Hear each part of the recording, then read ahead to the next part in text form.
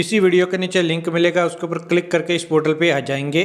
उसके बाद यहाँ पे आपको क्लिक करना, अभी आप देख सकते हैं वैकेंसी ऑनलाइन अप्लाई वाला ये ऑप्शन है। यहाँ पे क्लिक करने के बाद इस ऑफिशियल पोर्टल पे आ जाएंगे। अभी आप देख सकते हैं डॉक्टर सर्वपल्ली राधाकृष्णन राजस्थान आयुर्वेदिक विश्वविद्यालय जोधपुर के द्वारा ये वैकेंसी निकाली गई है।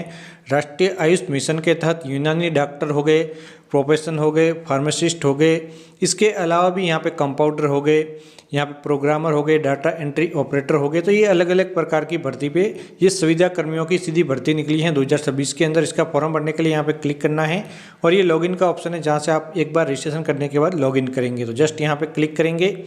उसके बाद आपका नाम आपको यहाँ पे लिखना है, जो भी आपका नाम आपके दस्तावेज के अंदर दर्ज है स्कूल रिकॉर्ड के अंदर, वही आप यहाँ पे दर्ज करेंगे। फादर्स नेम यहाँ पे डालेंगे। यहाँ पे फादर्स नेम डालने के बाद आपको अपनी एक एक्टिव ईमेल आईडी इसके जस्ट नीचे वाले भाग के अंदर दर्ज करनी है। नाम व फादर्स नेम की स्पेलिंग बिल्कुल सही लिखनी है। यहाँ पे ईमेल आईडी आप दर्ज कर लेंगे। ईमेल आईडी भी बिल्कुल सही लिखनी है, अगर गलती हो जाती है तो समस्या में पड़ सकते हैं। यहाँ पे आपको अपने आधार कार्ड नंबर लिखने हैं और उसके बाद जस्ट इसके आगे वाले भाग के अंदर मोबाइल फ़ोन नंबर लिखने हैं, फिर ये कैप्चा कोड डालने हैं। साइन अप पे क्लिक करना है। साइन अप पे क्लिक करते ही आपकी आईडी क्रिएट हो जाएंगी और आपकी मोबाइल फ़ोन नंबर और ईमेल पे यहाँ पे पासवर्ड भेज दिए जाएंगे।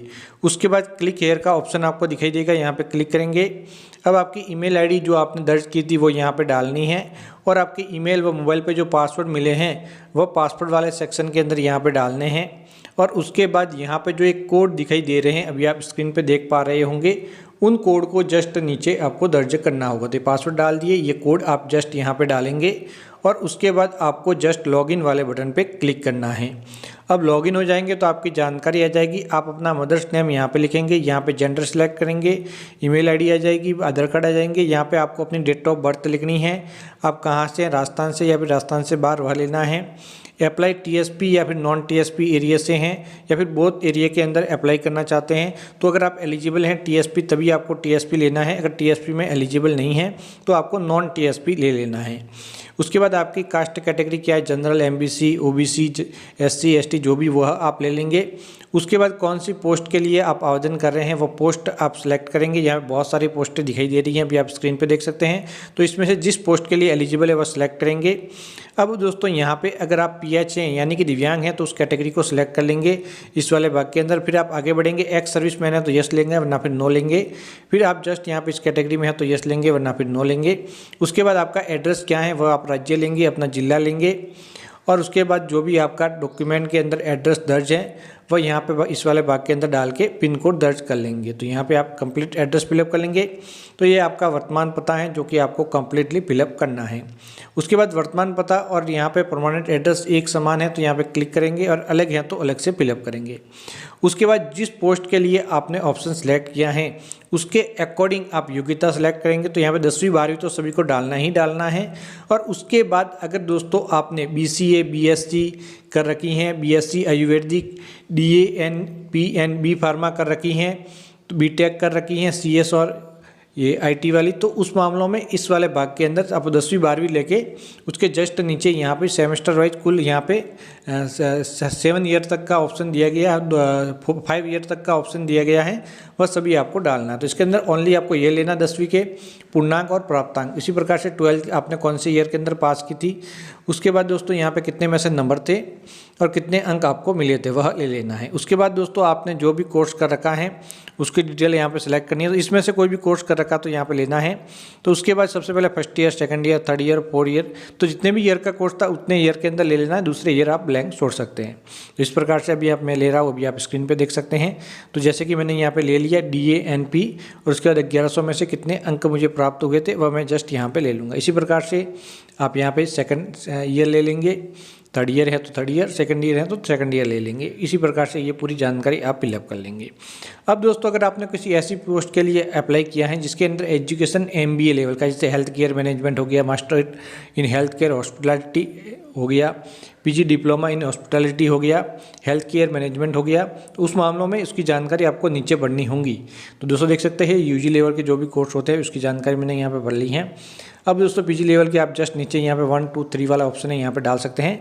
और उससे ज़रूरी है सबसे नीचे अगर आपने BA MS BUMS BNS BSc Ayurvedic DN, तो उसके अंदर जो रजिस्ट्रेशन पर करवाते हैं हम जो प्रमाण पत्र होता है उसकी जानकारी आपको जरूर भरनी है। जो रजिस्ट्रेशन नंबर हो गए, बोर्ड हो गया, इशू डेट और वो कब तक वैलिड है आपका जो भी इसका प्रमाण पत्र होता है, तो वह भर के नेक्स्ट पे आपको क्लिक करना है। उसके बाद दोस्तों select solid program if qualify for the exam priority based, अगर इसके लिए आप एलिजिबल हैं तो इसमें से दोस्तों देख सकते हैं वो आप कोर्स सेलेक्ट कर सकते हैं।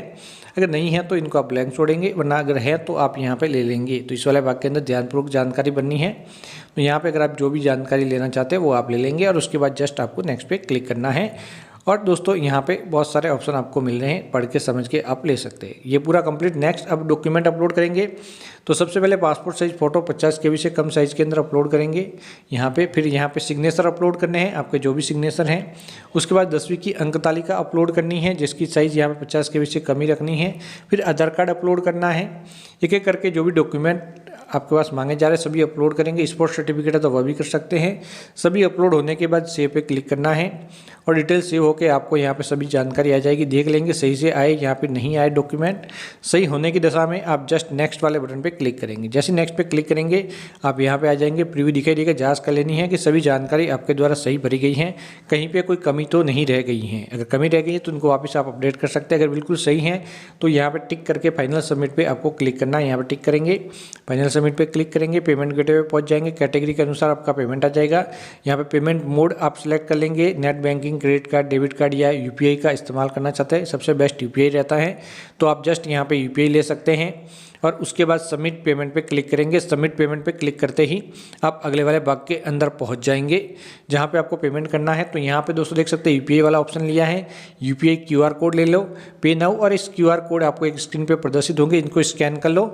जैसे इनको स्कैन करके आप पेमेंट करेंगे, जैसे कि फ़ोनपे हो गया, गूगल पे से इनको आप स्कैन कर सकते हैं। जो भी आप UPI ID यूज़ करते हैं उसका इस्तेमाल करके इनको स्कैन करेंगे और स्कैन जैसे ही आपका कंप्लीट हो जाएगा तो ऑटोमेटिक बैक पहुँच जाएंगे। तो पेमेंट करने के दौरान ध्यान रखना है कि सर्वर सही से काम कर रहा तभी करना, वरना फिर पेमेंट बीच में अटक सकता है।